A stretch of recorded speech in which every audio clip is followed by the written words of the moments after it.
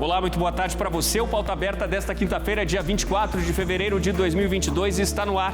Uma quinta-feira triste e que deixa o mundo em alerta e apreensão.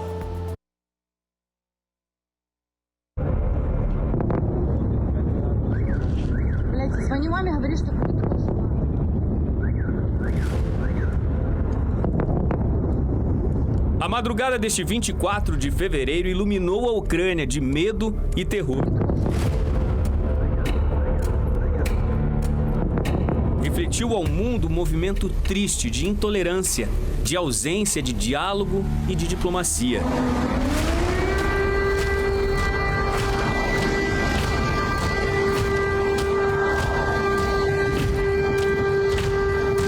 A Rússia traz como justificativas uma lista de questões históricas, seculares. Será que há alguma justificativa para uma invasão militar deste tamanho? Ao observar a movimentação militar na Ucrânia, com tropas russas invadindo um país absolutamente autônomo, o mundo parece estar numa viagem ao passado. Como assim? Uma guerra na Europa? É algo sem precedentes na história atual. Algo que ninguém entre as nossas gerações imaginou que pudesse acontecer em pleno século XXI. Ainda atônitas, apesar de um movimento maciço de tropas russas estar ocorrendo há meses nas fronteiras com a Ucrânia, lideranças de todo o mundo anunciaram uma série de ações, restrições econômicas mesmo, na tentativa de barrar um movimento injustificável, na opinião de praticamente todo o planeta. Aqui no Brasil, os impactos dessa invasão covarde, opressora, atingem o coração de uma das maiores colônias ucranianas no mundo. Fere a alma e a dignidade de uma gente que viu no Brasil florescer outras vidas, muitas outras vidas brasileiras, mas de sangue genuinamente ucraniano.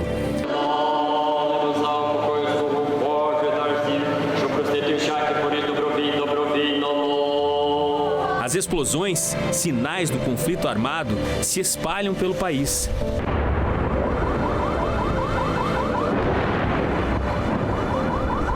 E não há sinais de que esse amplo movimento militar possa parar. E agora? O que será da Ucrânia? O que será deste nosso planeta, mais uma vez, assustado ao acompanhar este cenário de guerra? Estamos em oração pela Ucrânia. Estamos em orações pela vida, apesar de tanta dor.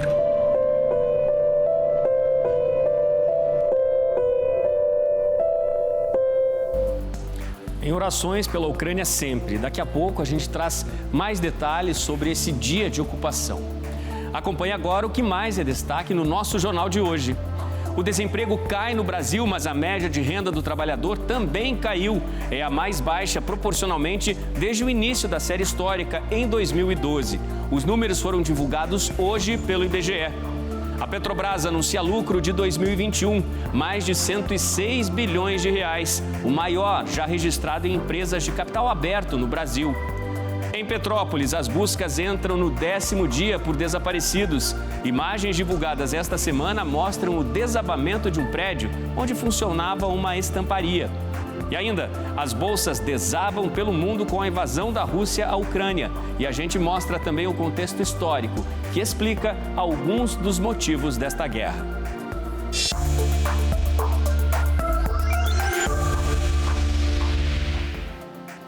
Aqui no Brasil, o desemprego caiu. Os números do trimestre que se encerrou em dezembro foram divulgados nesta quinta-feira pelo IBGE. No entanto, apesar de mais oportunidades no mercado de trabalho formal, a renda média do trabalhador caiu.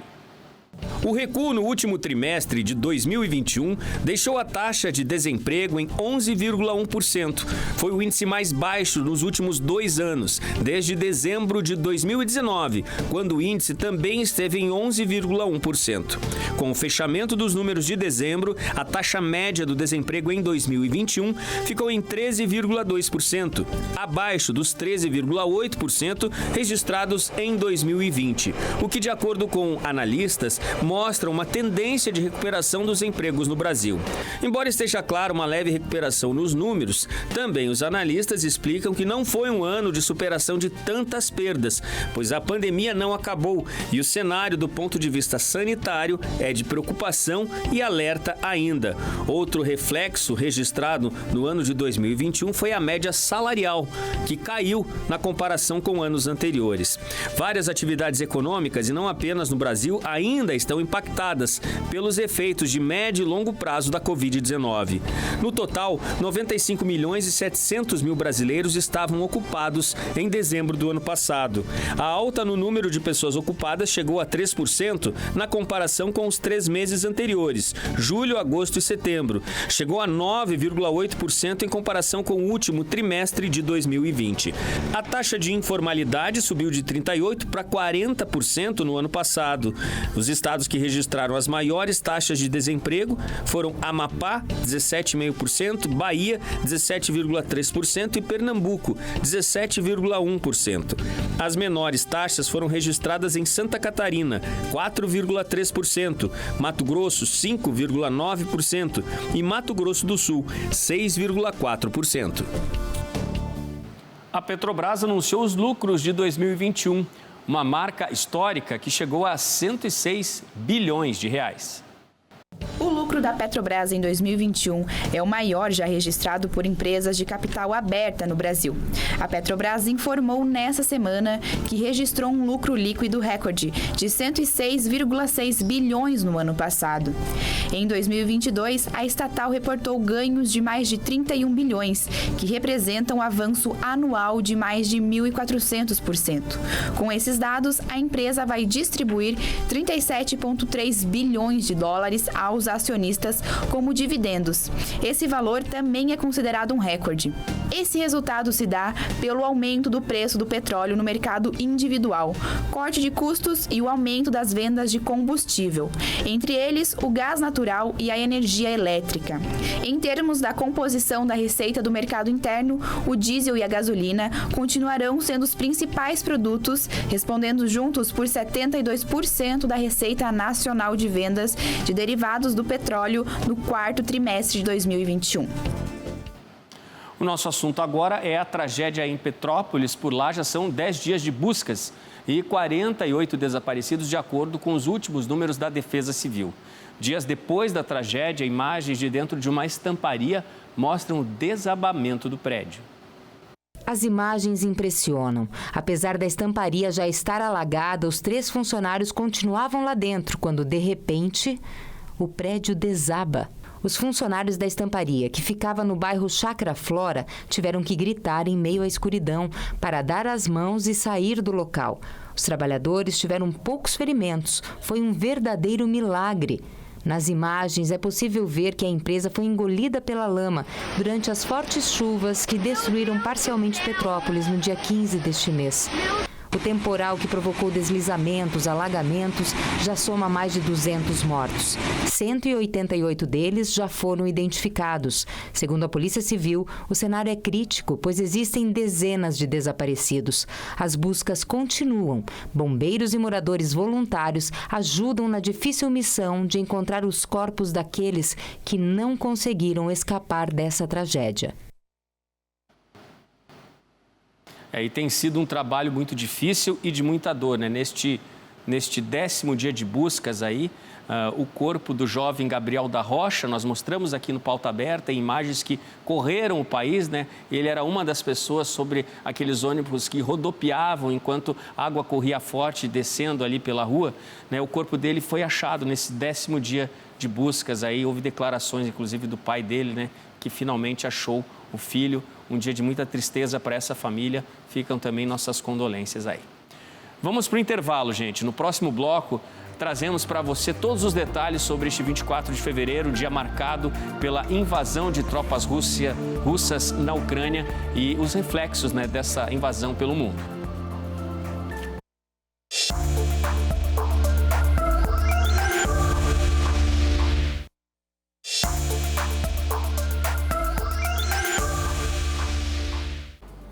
Pauta Aberta está de volta para este segundo bloco. A você de casa, muito obrigado pelo carinho da sua companhia. Vamos falar sobre vacina, gente. A primeira vacina contra a Covid-19 produzida inteiramente aqui no Brasil pela Fiocruz começou a ser aplicada oficialmente no país. A produção nacional se tornou possível por causa de um acordo de transferência de tecnologia firmado entre o governo brasileiro e o laboratório britânico AstraZeneca em junho de 2021. A partir do conhecimento repassado ao Brasil, a Fiocruz se tornou capaz de produzir o insumo farmacêutico ativo, o IFA. Isso representa uma aposta no fortalecimento do complexo econômico e industrial da saúde, que é indissociável para um país que há 30 anos apostou em construir o maior sistema de acesso universal, igualitário e gratuito do mundo, para um país com mais de 210 milhões de brasileiros. A Agência Nacional de Vigilância Sanitária, Anvisa, aprovou o registro do imunizante em janeiro deste ano. Para isto, comparou as vacinas nacionais com as produzidas em outros países e confirmou que elas possuem a mesma eficácia, segurança e qualidade. A Fiocruz disponibiliza à sociedade brasileira, através do Ministério da Saúde, as primeiras doses da vacina 100% nacional para a Covid-19. O contrato celebrado entre Fiocruz e Ministério da Saúde prevê a entrega de 120 milhões de doses de vacinas da AstraZeneca até junho deste ano. São 60 milhões produzidas totalmente no Brasil e outras 60 milhões produzidas com matéria-prima importada. Ao final da cerimônia, o ministro da Saúde vacinou 6 brasileiros com a vacina 100% produzida no Brasil. Mais uma vacina que chega, essa de fabricação inteiramente brasileira, né? E que reforça aí, né? E que avança, faz avançar a campanha de vacinação contra a Covid-19 no nosso país. Vamos de notícias internacionais agora. Nosso assunto é o que mais preocupa as principais lideranças mundiais nas últimas semanas. A tensão que se agrava entre Rússia e Ucrânia. Podem estar chegando ao fim, segundo especialistas, muito em breve, os 33 anos de paz desde que terminou a Guerra Fria. Num discurso duro ontem, o presidente americano Joe Biden afirmou que Vladimir Putin atacou o direito da Ucrânia de existir. Também no discurso de ontem, Biden disse que acredita num grande ataque em larga escala à Ucrânia, inclusive a capital Kiev. Por isso, anunciou várias sanções internacionais contra a Rússia, a principal delas, o corte de recursos a bancos e até o Banco Militar da Rússia. O governo americano também garantiu o envio de jatos para suporte militar a países bálticos e também a Polônia. Outro país, o Canadá, anunciou sanções econômicas contra a Rússia, além do envio de quase 500 soldados para a região. E na Europa, também contrária à ameaça de invasão russa, a Alemanha anunciou que vai suspender a autorização para que o novo gasoduto russo possa entrar em funcionamento no país. Em resposta e em defesa da soberania, a Ucrânia vem recrutando reservistas e pediu também que cidadãos ucranianos deixem a Rússia o quanto antes. Em Moscou, e diante de uma lista de medidas restritivas vindas de vários países, o presidente Putin afirmou que há interesses russos que são inegociáveis. O presidente da Rússia, Vladimir Putin, prometeu nesta quarta-feira que não vai ceder nas exigências na crise em que se opõe a vários países ocidentais, o que aumenta o temor de uma invasão da Ucrânia. As declarações foram dadas por ocasião do Dia do Defensor da Pátria. Nosso país sempre esteve disposto a um diálogo aberto e honesto pela busca de soluções diplomáticas para os mais complexos problemas. Os interesses da Rússia, a segurança dos nossos cidadãos, são não negociáveis para nós. Na mensagem, Putin destacou ter a certeza de que os militares russos enviados nas chamadas forças de paz vão defender os interesses do país. Enquanto os governos ocidentais se colocam ao lado da Ucrânia, a China fez duras críticas ao papel dos Estados Unidos na crise e acusou Washington de jogar lenha na fogueira.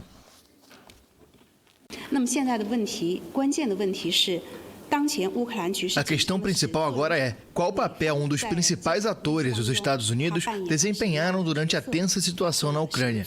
Se alguém está apagando incêndio com gasolina enquanto culpa os outros, então este comportamento é irresponsável e imoral. Na terça-feira, Estados Unidos, União Europeia, Reino Unido e outros países anunciaram sanções contra a Rússia, dirigidas principalmente a bancos, oligarcas e deputados. As sanções iniciais são uma resposta à decisão de Putin de reconhecer a independência das regiões separatistas ucranianas de Donetsk e Lugansk. E na Ucrânia, o Conselho de Segurança já trouxe um novo alerta e, junto, o pedido de que seja instaurado estado de emergência no país. O Conselho de Segurança da Ucrânia pediu nesta quarta-feira que se instaure o estado de emergência no país. A ação coincide com o aumento do temor de uma invasão russa iminente. O secretário do Conselho de Segurança e Defesa Nacional, Oleksiy Danilov, informou que o parlamento ucraniano deve aprovar esta decisão nas próximas 48 horas. Ele detalhou que, com esse mecanismo, as autoridades conseguirão aumentar a proteção da ordem pública e das infraestruturas estratégicas, limitar a circulação, intensificar a verificação de veículos e de documentos de indivíduos. O secretário garante que as medidas buscam preservar a calma no país e manter a economia funcionando, mas não terão impacto na vida cotidiana dos cidadãos. A Ucrânia também anunciou nesta quarta-feira a mobilização de reservistas e pediu a seus cidadãos que deixem a Rússia. A ameaça de uma intervenção militar por parte de Moscou continua aumentando, já que o presidente Vladimir Putin insiste que as garantias exigidas em termos de segurança não foram consideradas pelos países ocidentais. No Vaticano, o Papa Francisco falou sobre a situação na Ucrânia. Com a paz ameaçada na região, ele disse estar preocupado e pede moderação neste momento de grande tensão entre os dois países.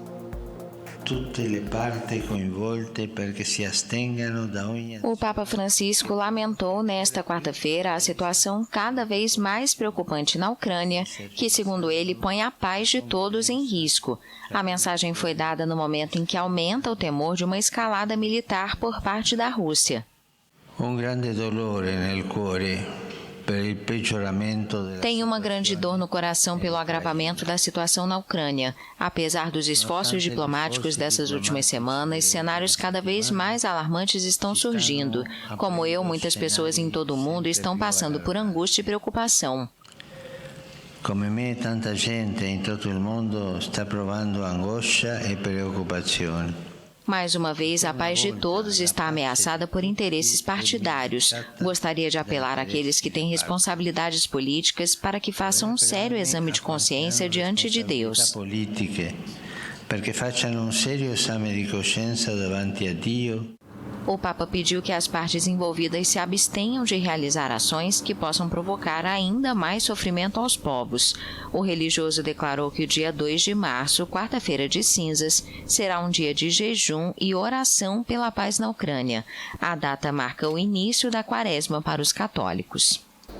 O mundo em alerta, líderes por todo o mundo também estão muito preocupados com toda essa situação, que inspira e deixa o mundo todo muito consternado com tudo que pode acontecer, a possível invasão de tropas russas em território da Ucrânia. Futebol, o Fluminense estreou ontem na pré-Libertadores com um grande resultado contra o Milionários da Colômbia. Pela Copa do Brasil, a bola também começou a rolar e já garantiu a classificação de 3 equipes. No oeste do Paraná, mais especificamente na cidade de Cascavel, no Estádio Olímpico, o UFC Cascavel recebeu a Ponte Preta de Campinas e venceu por 1-0. Depois da cobrança de escanteio, aos 48 minutos do primeiro tempo, o jogador do Cascavel chutou a bola que desviou na zaga e sobrou para Diego Jareta abrir o placar para os donos da casa. Aos 34 minutos do segundo tempo, o Cascavel marcou o segundo, mas o árbitro anulou o tento anotado pelos donos da casa. E a partida terminou assim, com a inesperada desclassificação da Macaca. Quem também entrou em campo pela Copa do Brasil foi o Figueirense, que se classificou com um empate em 0-0 contra o Lagarto.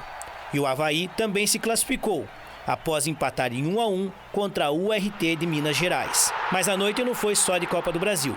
O Fluminense, o tricolor das Laranjeiras, jogou contra o Milionários, no estádio Nemésio Camacho, e conseguiu uma grande vitória. O Milionário saiu na frente no início do jogo, aos 7 minutos, com Sousa. O Fluminense foi para o ataque e quase empatou com William Bigode. Mas o empate só veio aos 42 minutos do primeiro tempo, com David Braz. Depois do intervalo, o Flu, com um homem a mais, buscava o segundo gol. Mas logo em seguida, o árbitro marcou o pênalti para os donos da casa. Na cobrança, o goleiro Fábio defendeu o pênalti, salvando o tricolor carioca. Na reta final da partida, o Fluminense puxou um belo contra-ataque e German Cano, o artilheiro do tricolor, fez o gol da vitória para a equipe carioca.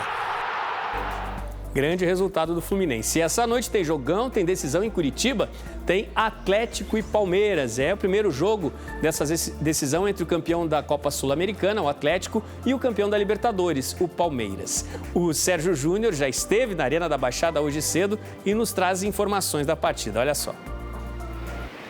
Oi, Edilon, muito boa tarde para você, muito boa tarde a todos que nos acompanham.